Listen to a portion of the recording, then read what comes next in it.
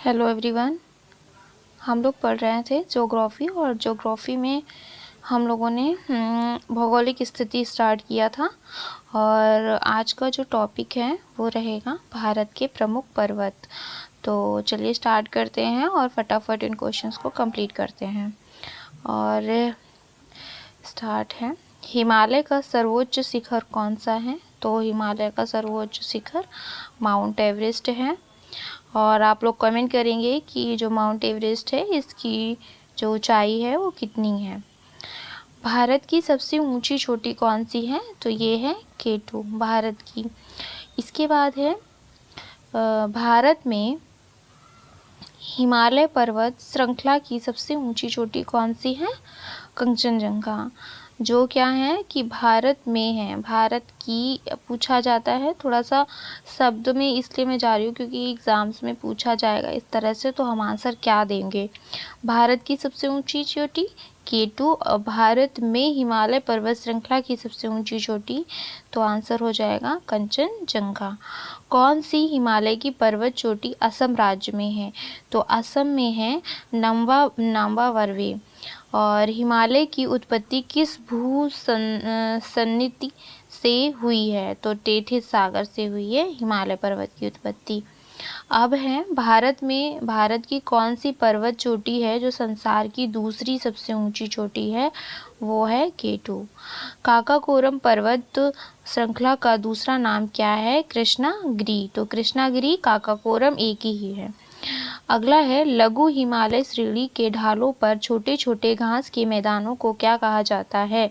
तो इसे मर्ग कहा जाता है। लघु हिमालय श्रेणी के जो है ना छोटे छोटे घास के मैदान, उनको मर्ग कहा जाता है, जैसे गुलमर्ग हो गया।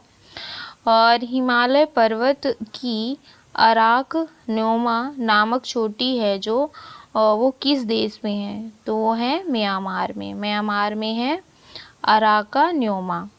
उत्तराखंड की सबसे ऊंची चोटी कौन सी है? नंदा देवी उत्तराखंड की सबसे ऊंची चोटी है। कंचनजंगा भारत के किस राज्य में स्थित है? तो सिक्किम में स्थित है। भारत की सबसे प्राचीन पर्वत श्रेणी जो है वो कौन सी है? सबसे प्राचीन या बूढ़ी भी बोला जा सकता है, अरावली। अरावली पर्वत का सर्वोच्च शिखर गुरु शिखर है। गुरु शिखर माउंट आबू पर। सबसे बड़ा हिमनद ग्लेशियर कौन सा है? तो सियाचिन है। सबसे बड़ा हिमनद या सबसे बड़ा ग्लेशियर सियाचिन ग्लेशियर है। कौन सी पर्वतमाला सह्याद्री के नाम से जानी जाती है? तो सह्याद्री पश्चिमी घाट को बोला जाता है। कार्डमम पहाड़ी इलायची की जो पहाड़ियाँ हैं ये कहाँ पर है? केरल में है। और केरल वैसे भी मसालों के लिए फेमस है। गिरनार पहाड़ियाँ कहाँ हैं? बिहार में गिरनार पहाड़ियाँ हैं। छोटा नागपुर के पठार की सबसे ऊंची चोटी कौन सी है? पारसनाथ है। छोटा नागपुर के पठार की सबसे ऊंची चोटी पारसनाथ है। अभी ये वाला क्वेश्चन तो मैंने आपको दिया है कमेंट करने के लिए। अगला है कोडाईकनाल किस पर्वत श्रृंखला पर स्थित है? पालनी पर स्थित है कोडाईकनाल। कौन सी पहाड़ियाँ नर्मदा और ताप्ती नदियों के बीच में है? नर्मदा और ताप्ती के बीच में सतपुड़ा पहाड़ियाँ हैं। भारत और म्यांमार के बीच कौन सी पर्वत श्रेणी सीमा का निर्धारण करती है? तो भारत और म्यांमार के बीच खासी, पटकाई और अराक नोएमा। और कुल्लू घाटी किन पर्वत श्रेणियों के बीच है? तो ये है मध्य हिमालय और शिवालिक के बीच में। शिवालिक और मध्य हिमालय के बीच में है कुल्लू घाटी। अगला है हिमालय में हिमरेखा कहाँ स्थित है? तो हिमालय में हिमरेखा कहाँ स्थित है? तो हिमरेखा जो है वो 4500 से 600 मीटर के बीच जो है उसे हिमरेखा बोला गया। अगला है कि किस पर्वत को सागर माथा और चोमुंगलुंगमा के नाम से जाना जाता है? तो ये माउंट एवरेस्ट है। और अब अगला पढ़ेंगे हम लोग भारत के प्रमुख पर्वतीय दर्रे। तो भारत के प्रमुख पर्वतीय दर्रे में पहला है जोजिला दर्रा। जोजिला दर्रा जम्मू कश्मीर में, जा याद कर सकते हैं। किस दर्रे से होकर तीर्थयात्री मानसरोवर झील के दर्शन हेतु जाते हैं? तो मानसरोवर झील अगर देखनी है तो हमें जाना होगा माना दर्रा से। जम्मू से श्रीनगर का मार्ग किस दर्रे से होके जाता है? जम्मू से श्रीनगर अगर जाना है तो बनिहाल दर्रा। कौन सा दर्रा 2006 में भारत और चीन के व्यापार को बढ़ाने के लिए खोला गया? तो चीन और भारत के व्यापार के लिए नाथुला दर्रा खोला गया।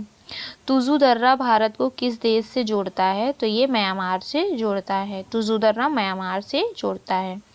अगला है हिमाचल प्रदेश के दर्रे। तो हिमाचल प्रदेश में कौन कौन सा दर्रा है? रोहतांग दर्रा, सिपकीला दर्रा, बड़ा लाचा दर्रा। ये इम्पॉर्टेंट है, तो याद करने की जो ट्रिक है, रोहतांग शीप बाबू, ये हिमाचल प्रदेश के दर्रे हैं। रोहतांग शीप बाबू, रोहतांग शीप बाबू हिमाचल प्रदेश के दर्रे हैं, मतलब रोहतांग, सिपकीला और बड़ा लाचा। पीपली घाट दर्रा किस पर्वतीय भाग में स्थित है? तो ये अरावली में स्थित है पीपली घाट। सिक्किम राज्य में कौन सा दर्रा स्थित है? सिक्किम में नाथुला और लेपचाला। और नाथुला जो है वो क्या है? चीन और भारत के बीच में व्यापार के लिए खोला गया। खैबर दर्रा जो है वो पाकिस्तान और अफगानिस्तान के बीच में है। आर्य किस दर्रे से होकर भारत में आए थे? तो ये आर्य आए थे खैबर दर्रे से। प्रसिद्ध जवाहर सुरंग का नाम किस प्राकृतिक दर्रे को दिया गया है? तो जवाहर सुरंग बनिहाल दर्रे को नाम दिया गया है। पालघाट दर्रा किन दो राज्यों को जोड़ता है? तो ये केरल और तमिलनाडु को पालघाट जोड़ता है। नाथुला दर्रा सिक्किम में है। अगला है कुछ जम्मू कश्मीर के जो दर्रे हैं उनको पढ़ लेते हैं, जिसकी ट्रिक है जोका बाबू पीर में। जोका मतलब जोजिला, काराकोरम, का मतलब काराकोरम, बा का मतलब बनिहाल, बू का मतलब बुर्जिल, पीर का मतलब पीर पंजाल दर्रा। तो ये कुछ 5 दर्रे हैं जम्मू कश्मीर के, आसानी से याद हो सकते हैं। जोका बाबू पीर में, जोजिला, काराकोरम, बनिहाल, बुर्जिल, पीर पंजाल। और अगला है बोमडिला दर्रा किस राज्य में है? अरुणाचल प्रदेश में है बोमडिला। बड़ा लाचा दर्रा हिमाचल प्रदेश में है। बुर्जिल जम्मू कश्मीर में है।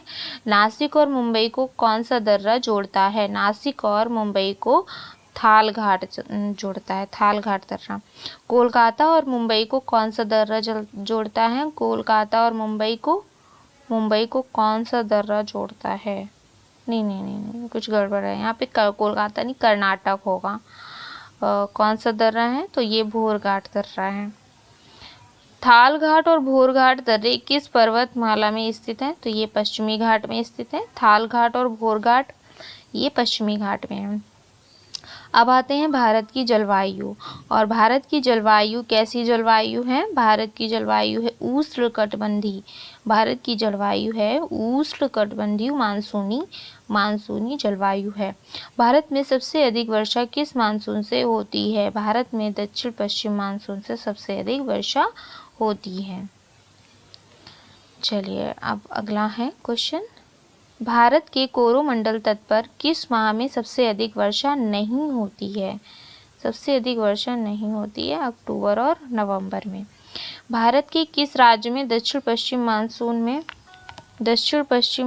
में वर्षा नहीं होती है? तो ये तमिलनाडु में। और दक्षिण पश्चिम मानसून किस राज्य में सबसे पहले प्रवेश करता है? तो ये केरल में करता है। भारत के उत्तर पश्चिम भाग में शीतकालीन वर्षा किस कारण से होती है? तो ये पश्चिमी विक्षोभ के कारण होती है। भारत में सबसे अधिक वर्षा कहाँ होती है? मासिनराम में होती है, मेघालय के मासिनराम में। मासिनराम और चेरापूंजी में सबसे अधिक वर्षा का क्या कारण है? पहाड़ियों की कीप की तरह आकृति होना। भारत में शीतकालीन वर्षा कहाँ होती है? तमिलनाडु और उड़ीसा में। ये सर्दियों में होती है तमिलनाडु और उड़ीसा में। और इसके बाद है वर्षा की सबसे अधिक विरलता कहाँ पाई जाती है? तो ये लेह में पाई जाती है। यदि भारत में कर्क रेखा के स्थान पर विषुवत रेखा होती तो जलवायु कैसी होती? तो अधिक ताप व अधिक वर्षा होती। भारत में औसतन वर्षा कितनी होती है? 118 सेंटीमीटर। मानसूनी जलवायु की क्या विशेषता है? वायु की दिशा में मौसमी परिवर्तन होना। भारत के किन क्षेत्रों में 200 mm वर्षा होती है? जम्मू कश्मीर में। आम्र वर्षा क्या है? बिहार और बंगाल में मार्च और अप्रैल में होने वाली वर्षा को आम्र वर्षा कहते हैं।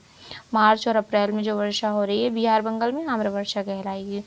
भारत में सबसे कम वर्षा कहाँ होती है? कच्छ से पंजाब व हरियाणा तक। कच्छ, पंजाब, हरियाणा तक सबसे कम वर्षा होती है।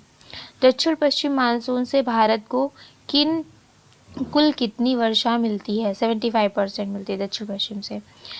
ग्रीष्म काल में आने वाले तूफानों को किस राज्य में काल बैसाखी कहा जाता है? काल बैसाखी बोला जाता है तूफान को पश्चिम बंगाल में। चेन्नई में शीतकालीन वर्षा किस मानसून से होती है? तो ये होती है उत्तर पूर्वी मानसून से। मानसून निर्वतन में सबसे अधिक वर्षा कहाँ होती है? तो दिल्ली में होती है। अगला है, भारत के पश्चिमी समुद्री तट पर वर्षा किस मानसून से होती है? तो दक्षिण पश्चिम मानसून से होती है। किस राज्य में प्रत्यावर्ती मानसून का प्रभाव होता है? तमिलनाडु में।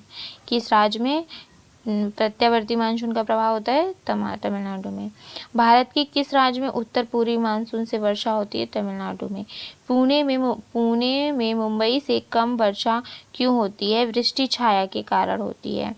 भारत में अधिक वर्षा होते हुए भी देश की धरती प्यासी क्यों समझी जाती है? वर्षा के पानी का बहाव बहुत तेज होना व वर्षा का थोड़े समय होना। भारत का अधिकांश भाग कर्क रेखा के उत्तर में स्थित है। इसे उष्णकटिबंधीय देश कहने का कारण क्या है? क्योंकि देश की जलवायु का निर्धारण उष्णकटिबंधीय मानसून से होना। और अरब सागर में आने वाला मानसून सबसे पहले किस राज्य में प्रवेश करता है? तो केरल में करता है। मानसून द्वारा लाई गई आर्द्रता का कितना भाग पश्चिम बंगाल की खाड़ी से आता है? 35%।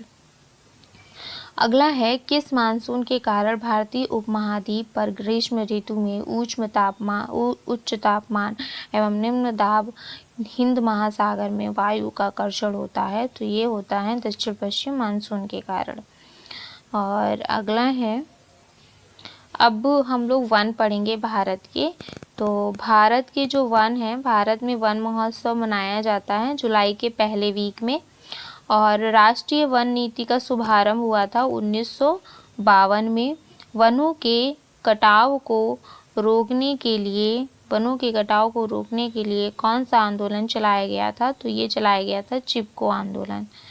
इसके बाद है, चिपको आंदोलन किसने चलाया था? तो सुंदरलाल बहुगुणा ने। फॉरेस्ट रिसर्च इंस्टीट्यूट कहाँ पर है? देहरादून में है। Indian institute of forest management की स्थापना कब और कहाँ पर हुई? 1981 में भोपाल में हुई थी Indian institute of forest management की। राष्ट्रीय वन नीति के अनुसार देश के कितने प्रतिशत क्षेत्रफल पर वन आवश्यक है? तो 33% पर आवश्यक है। भारतीय वन सर्वेक्षण का मुख्यालय कहाँ पर है? देहरादून में है। अब आते हैं वन का प्रकार और क्षेत्र। तो जैसे कि उष्णकटिबंधीय सदाहरित वन ये पाए जाते हैं शिलांग में। मानसून वन होते हैं शिवालिक में। समशीतोष्ण होते हैं नीलगिरी पे। और मैंग्रोव वन पाए जाते हैं पश्चिम बंगाल में। ये इम्पॉर्टेंट है, इन्हें याद करना होगा। राष्ट्रीय पर्यावरण शोध संस्थान कहाँ पर है? राष्ट्रीय पर्यावरण शोध संस्थान नागपुर में है। वन महोत्सव के जनक है के.एम. मुंशी। वन महोत्सव के जनक पूछा जाएगा तो के.एम. मुंशी। भारत में वनों की ताज़ा रिपोर्ट कौन जारी करता है? भारतीय वन सर्वेक्षण विभाग करता है। भारत में फिलहाल कितने प्रतिशत भाग पर वन है? तो 24.56 पे हैं और चाहिए 33 पे।